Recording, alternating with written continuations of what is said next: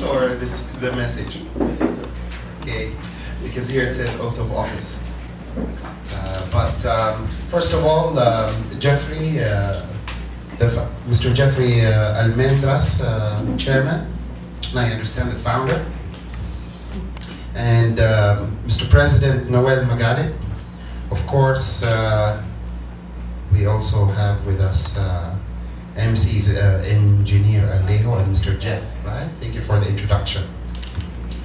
First of all, I'd like to thank you for the invitation, and I'd like to congratulate you all for organizing Frameworks Photography Club in October 2011, correct?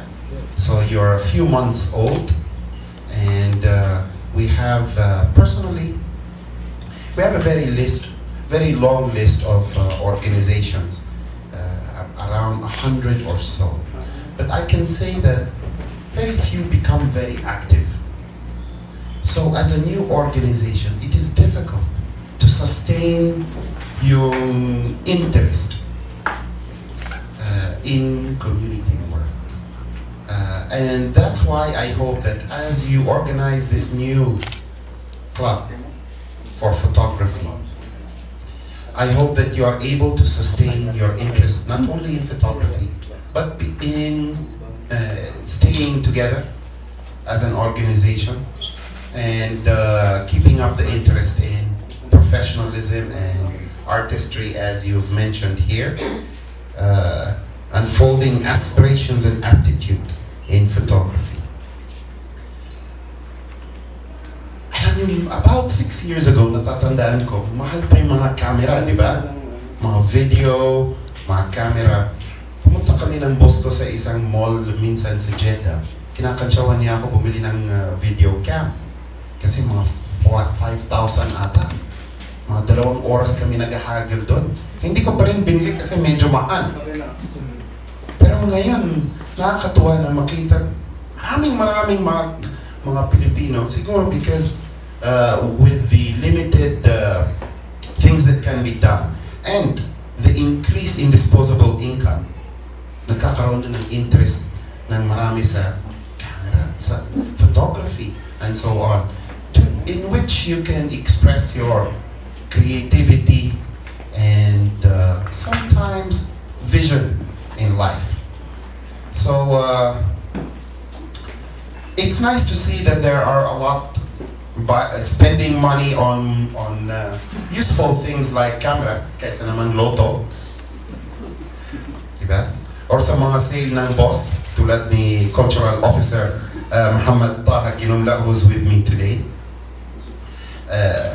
Yun ang binubulong sa kanya kanina. Kasi mag-aasawa na yung anak niya, naghahanap siya ng necktie na isuot. But all of these stories sort of create our makeup here in Saudi Arabia, right? We live here because we are looking to the future of the children. And even as they grow up, we buy things because we want to please the children. Who have, after 20, 30 years, I'm sure that's not going to be the only thing he would spend his money on for his daughter. Hindi lang yung suit at saka necktie. Siguro 90% ng wedding. Magkano ang binayaran mo, Mr. Taj? We charge to the groom. Oh, okay. Very good. Charge raw sa lalaki. Lugi talaga yung mga lalaki sa akin. Kaya hindi pa ako nag-aasawa eh. Kasi charge to the groom raw.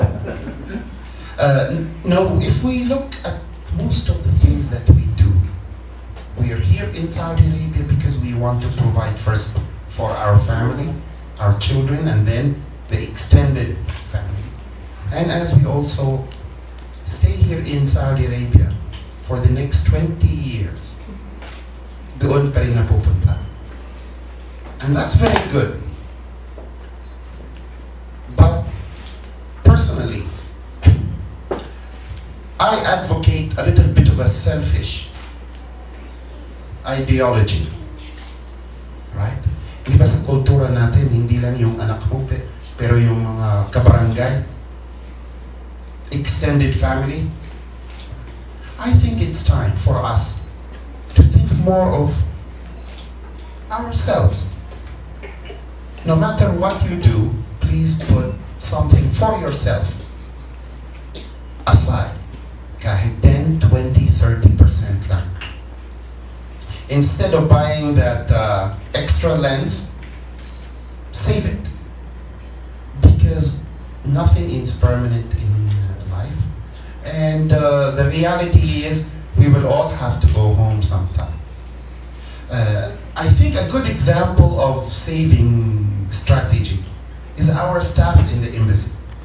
Unlike yung mga expatriate dito, open-ended kayo, like si Mr. Rudy, whom I've known from my first assignment here. He's been here for how long now? 27. 27 years. MashaAllah. But although I would say around 50% of Filipinos here have stayed 10 years and longer, we have to, pagdating sa savings, entrepreneurship, mag-isip ng short term. Yung mga staff namin sa embassy, 6 years lang ang assignment nila sa abroad. So parang may deadline, di ba? Kailangan makabili ng bahay in 4 years. Kasi mag-ipon pa ng para sa kasal ng anak for 2 years. Right? So my advice to you, when it comes to money, think short term. Ibig sabihin, yung deadline mo dapat hindi 27 years or 10 years, but short term. 3 years, you need a house. 3 years, you need many things. So make a priority of it and do so. At the same time, I think that such organizations tulad ng Frameworks Photography and yung mga ibang professional organization that raises yung skills and competitiveness of every person, really very useful. Kaya kami sa Embahada, sinusuportahan po namin lahat ng mga organization na mayroon objective of raising the skills of any person. Dahil importante po yan sa reintegration, pag umuwi, kung gusto niyo mag-transfer ng ibang bansa. Right?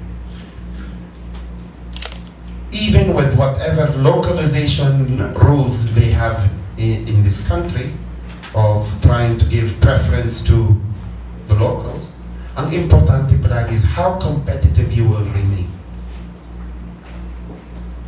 So I congratulate Frameworks Photography Club for this initiative. Under its chairman Jeffrey Almendras and President Noel Magalit. Nagalit o magalit? Magalit, sir. Ingat ka, huwag ka masyado magalit, ma-Arab Spring tayo. Uso naman ang tinatanggal yung mga president. Yung chairman hindi tinatanggal, di ba? So thank you very much for keeping us involved and engaged with Frameworks, and I congratulate you. And before I go, I would like to again stress that we have the overseas absentee voting registration. Lahat kayo register? Lahat? Siguro naman yung mga bata hindi pa kasi hindi pa eligible, di ba? But although you may be registered, we ask you to encourage others, yung mga hindi pa alam na may registration. We are available for registration Saturday to Wednesday 8 to 5 and every Thursday 8 to 12. And by appointment on Friday, para sa malaking grupo. So you may send an email to OAV at embassy-riyadh.org kung may kilala kayong gusto mag-register sa Friday. On that note, thank you very much. Mabuhay ang Frameworks.